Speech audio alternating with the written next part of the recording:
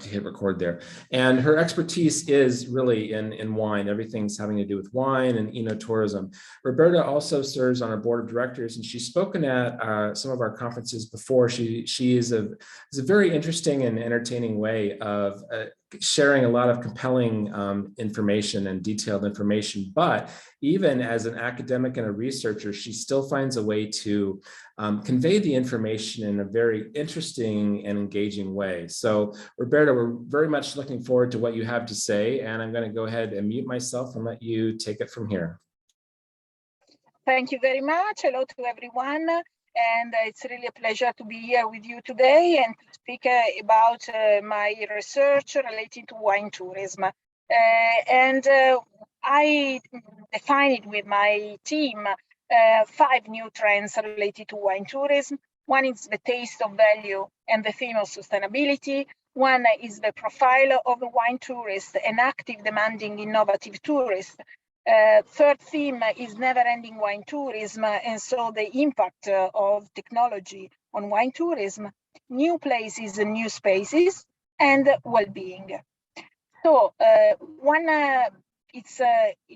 we spoke a lot about the theme of sustainability. It's very important for the tourism sector. This is why UNWTO focus a lot of the activities on this, because it's the ratio between the emissions of foreign tourists and locals in developing countries is the former pollute 3 times as much as the latter. And so it's really important, the impact of tourism on the pollution. And so this is why it's very important for the sector to invest on this. The consumers in all the world pay now a lot of attention related to sustainability, and a lot of wineries invested a lot in the field related to the sector of agriculture. In Italy, for example, we have some data that around 93% of the producers of wine started to have some activities related to sustainability in the production of wine. So it's important to develop the touristic part with the characteristic of sustainability, and it's very important to communicate this to the tourist. And so we have to define all the steps of the tourist, give sustainability to all the choices related to tourism, and start to communicate it before the travel. And so we have to give information and come to me because I have this and this labels, these activities related to sustainability, and through the tour that the tourist do, it's important to communicate it. This is an example of Italian wineries. At the entrance, we can see all the numbers related to the choices of sustainability that they did. And we have a lot of data related to this, and we can see that is very important, for example, to have a certification, because the tourists think that this is very important.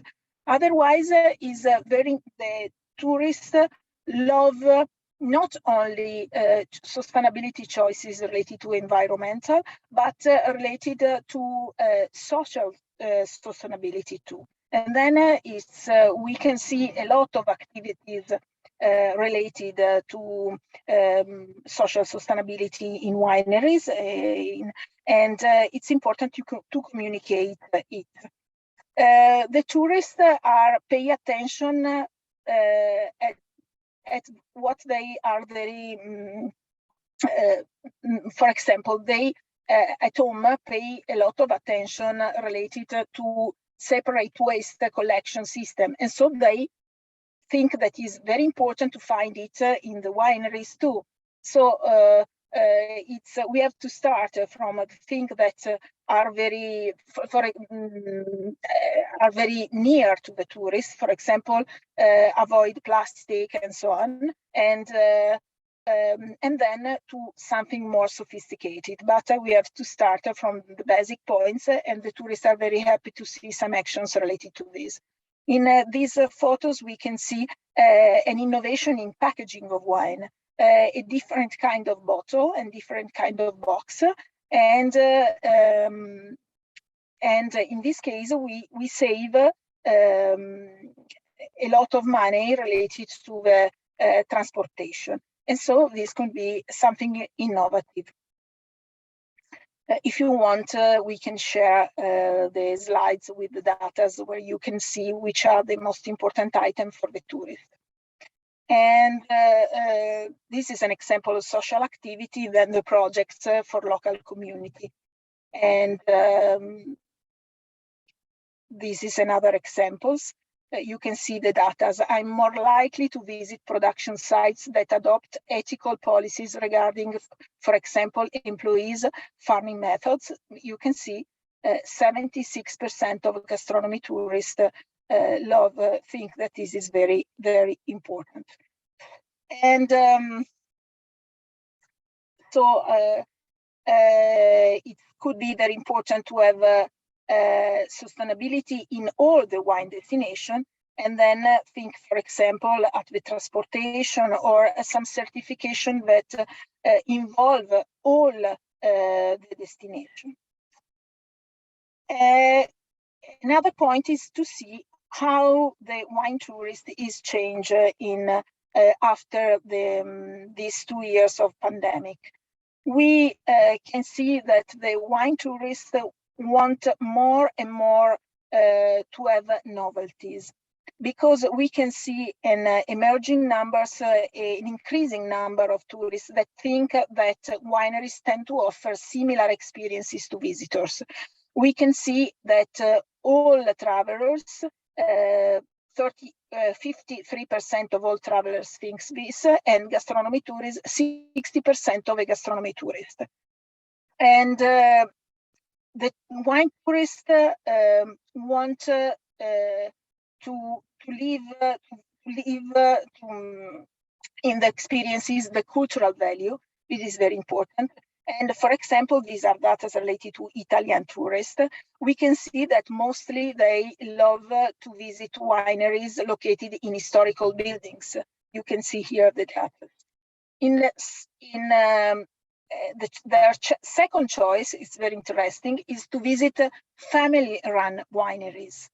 And after this, they think that it's interesting to visit well-known wine production places, and then modern design winery.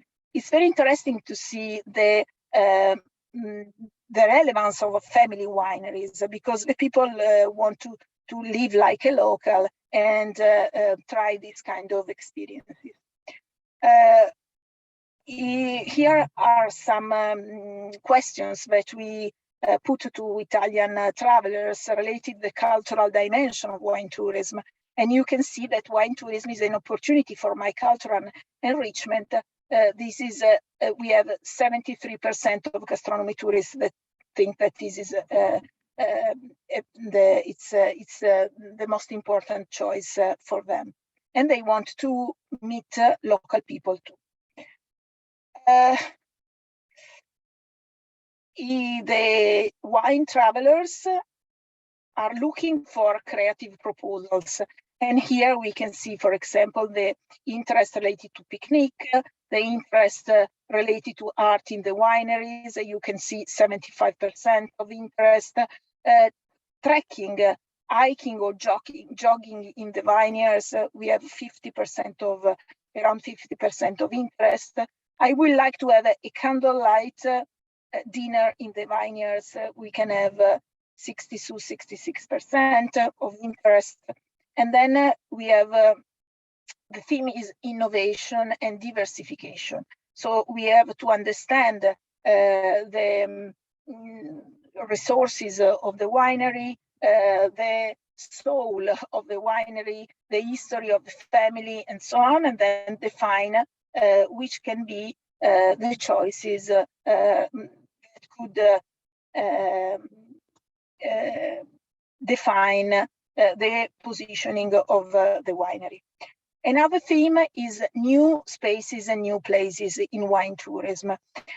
We can see something that is happening around the world. For example, the interesting increasing number of wine hotels, and that the people, the travelers, will love to find. And another theme is the interest related to glamping, and we can see good examples related to this. And here are some data related to Italy, and we can see the numbers related to the choices related to accommodation. And for example, we can see that you can see tree house or glamping at the end. Only 9% of 15% of people try that, but a lot of people are interested to do it. And this is related to research of innovation, that the tourists now want to live different experiences. And so they search something new in the accommodation too. And we can see an increasing number of gourmet restaurants in the wineries. And here are some data related to the interest of the tourist. And this is the theme of leisure. We are in a period of increasing number of digital nomads, and the wineries could be a place to organize meetings and for the amenity and relaxing atmosphere of these places. And we can see around the world some good example of food and wine hubs. Here I put the example of WOW, World of Wine, that we can find in Porto. And so in Italy, I can do an example of Brunello of Montalcino Museum. And these are good example of the evolution of wine museums, that they are becoming a more complete experience, with places related to museum and places related to training courses, shop, eat, and so on, different kind of activities, and a place where it's possible to book some experience in the wineries, and perhaps you can rent a bike or e-bike to go to the wineries, or you can go by boat, as you can do in Porto, and so on. So we have the opportunity to create a new link between urban and rural areas. And this can be done with this hub that we can find usually in cities, and that creates some link with the wineries and the area in the surrounding. Another big theme is well-being, and so we can see, for example, the interest of to find opportunities and activities to restore myself, reschedule my daily habits, and adopt a healthier style in the vineyards. We can see the interest to find the wellness activities, as, for example, spa in the vineyards. Here we can some example of yoga classes in the vineyards, and otherwise we can have good time to participate in an active way to the harvest. And more and more the theme of wellness is having space into the mind of the tourist. For example, I did a research last month related to Generation Z, and the youngest people too think that the wellness is an important topic of an holiday.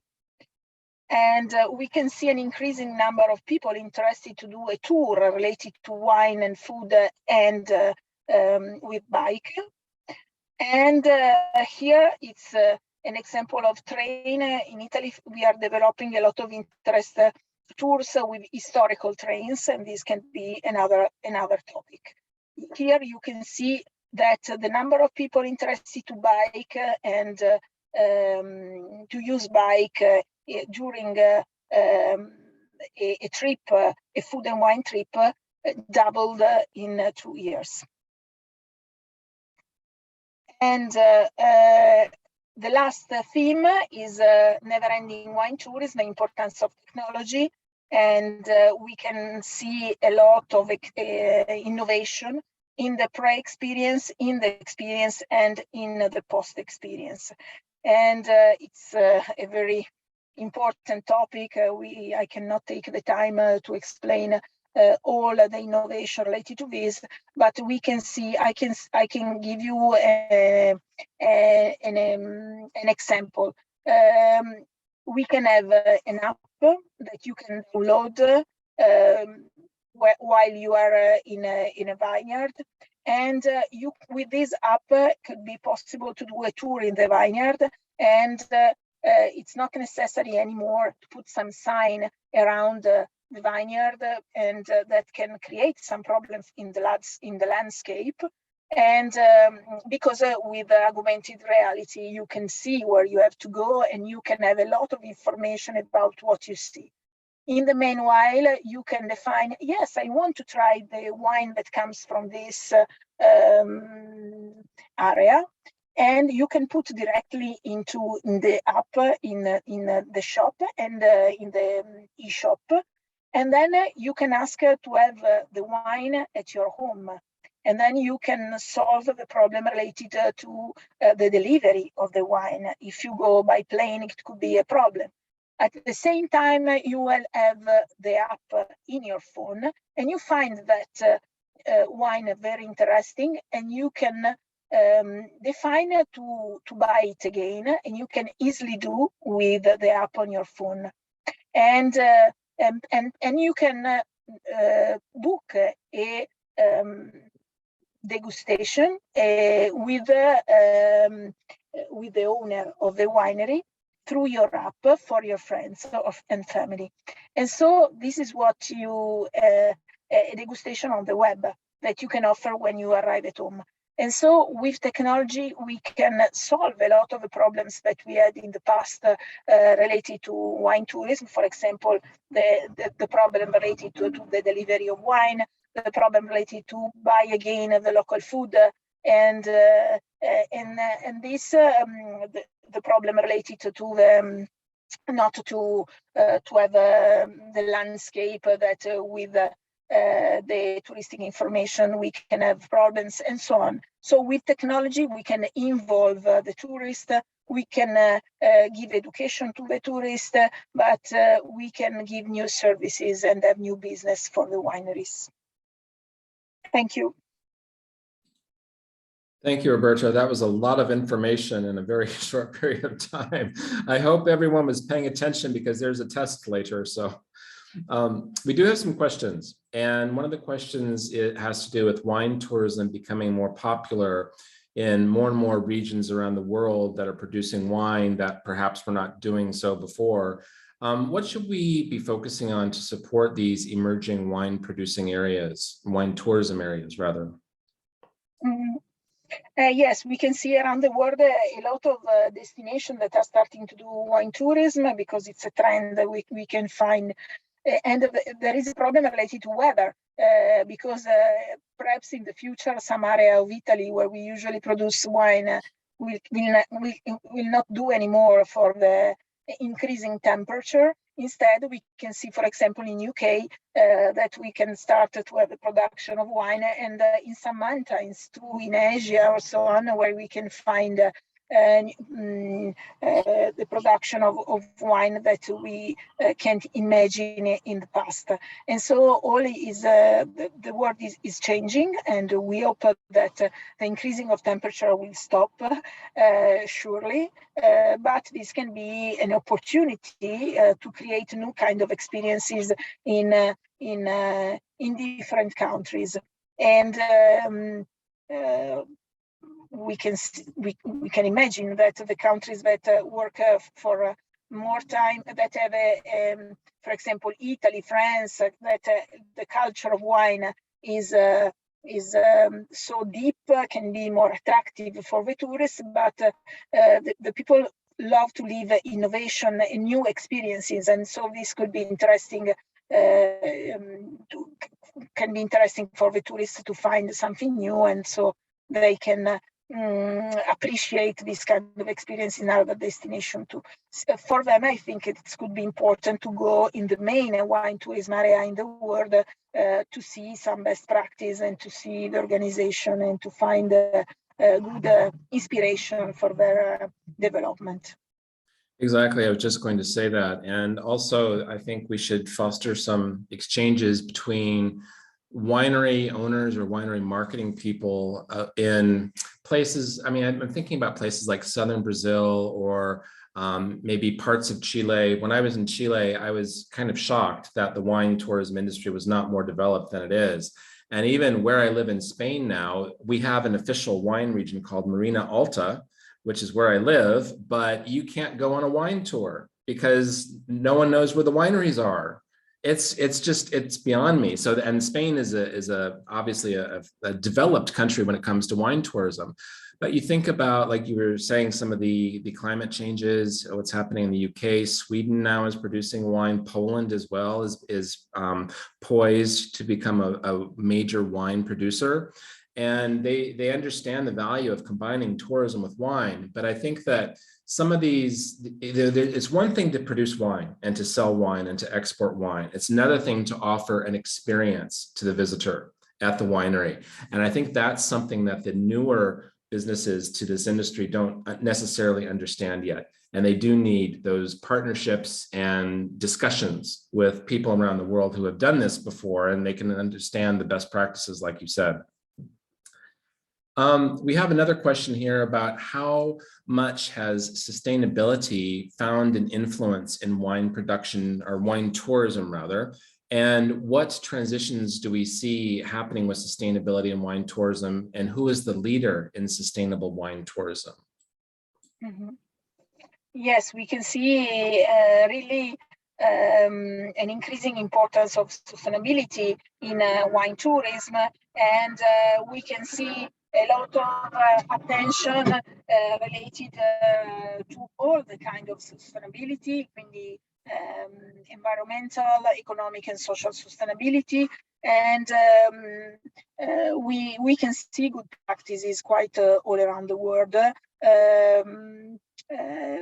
Good of example from United States, from South America, and so on. We are proud to say that in Italy, we are one of the area with most, we are leader in a lot of items in agriculture sustainability in Europe. And I try to analyze the situation related to certification related to wine tourism sustainability. We can find more certification related to wine production, a lot, and less related in wine tourism. And this can be, I saw in South America some actions related to a destination that try to develop some new activities, some rules that could be good for all the wineries. And I'm very happy to know if someone that are listening to the presentation know that there are some new projects around the world related to this. Would be interesting to know it. I know we have someone from Ecuador in the meeting right now, but I don't see anyone else from Latin America in the room right now.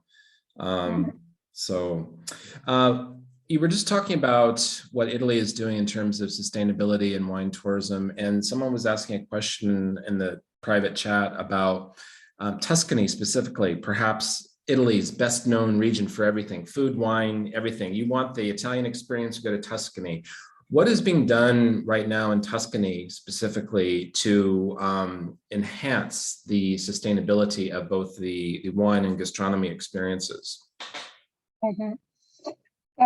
But I think all Italy is working. There are a lot of projects related to sustainability that are starting because it's an hot topic, and so it's one of the hot topic of PNRR, the money that the European community gave to the countries to develop the future after COVID. And so one is the most important item.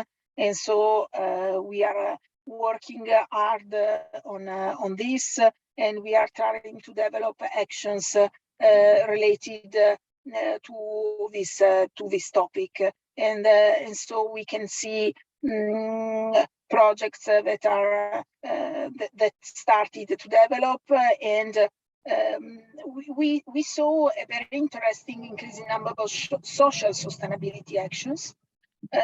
Some data that we research that was applied that was published last month show, for example, that quite all the wineries activated some social sustainability actions, and that this is very, very important. And it's something that developed in COVID area, more attention to the others, and more help to the people, more attention to the people to help the other. And so it's a very interesting moment that in Italy relating to this.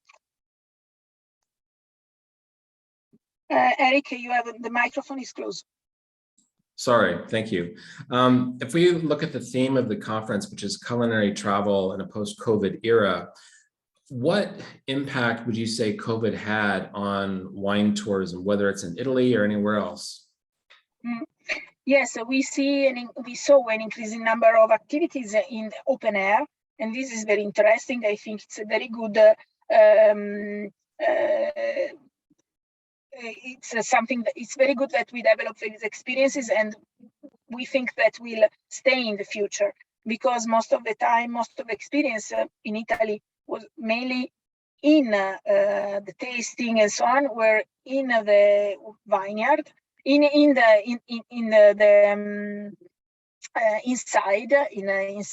and not outside.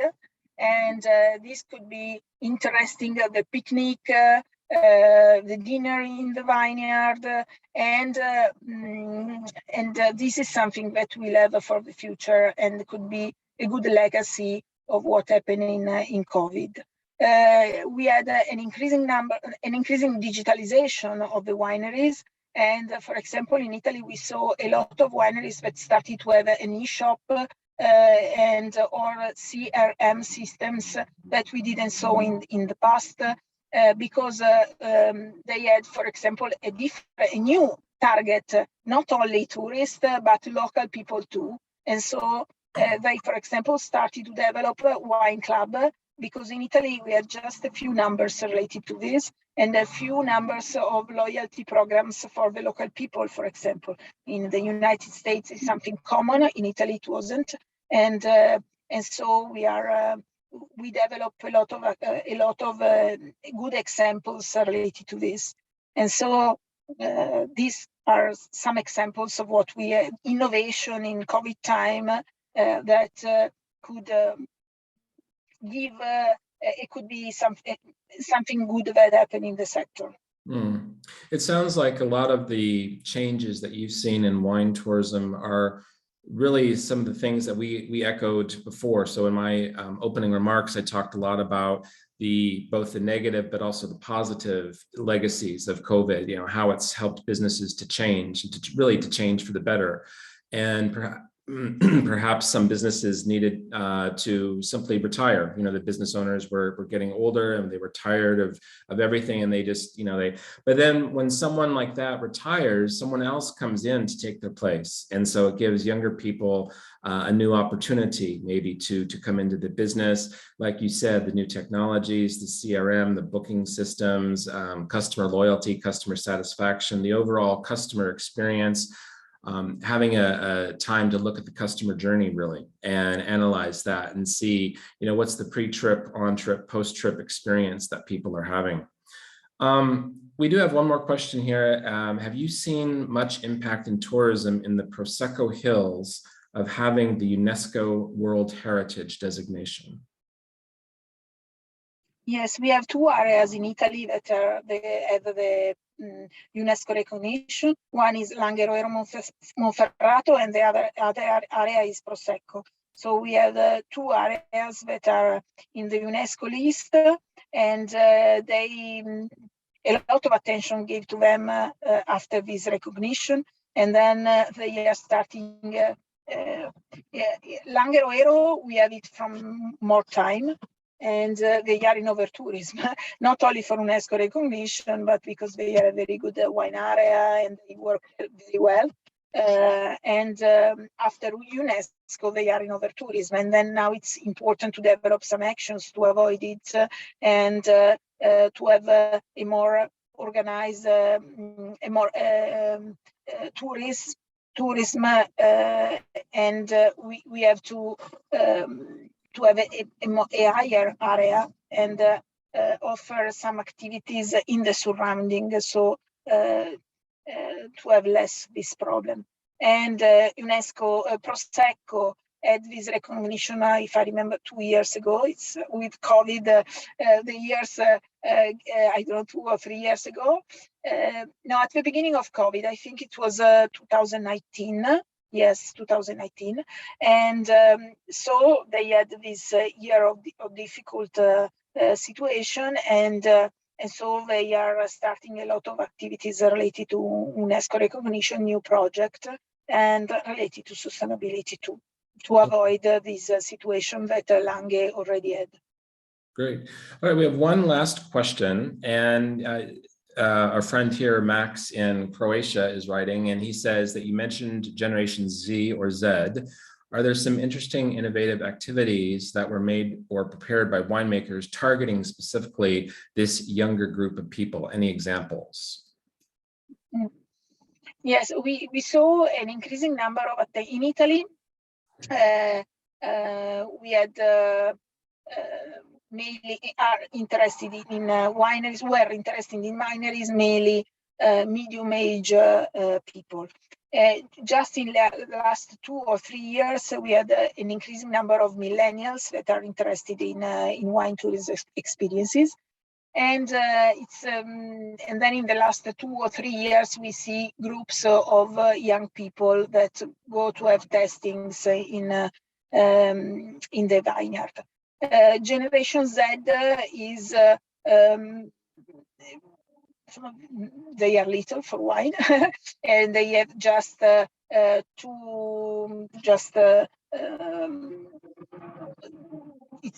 a little segment by now. And but if we can see the situation of millennials that are very dynamic and increasing number, I think that they could be an interesting target. We can see some activities related to family tourism in the wineries. We can, it's not so strong in Italy. I have to say that honestly, I can see, I saw around the world a lot of experiences, in Italy less. And it's something interesting because young people like to have to do the harvest, to press the grapes, to have the wine, and to have some good possibility to go into the winery by bike, and a lot of family wineries that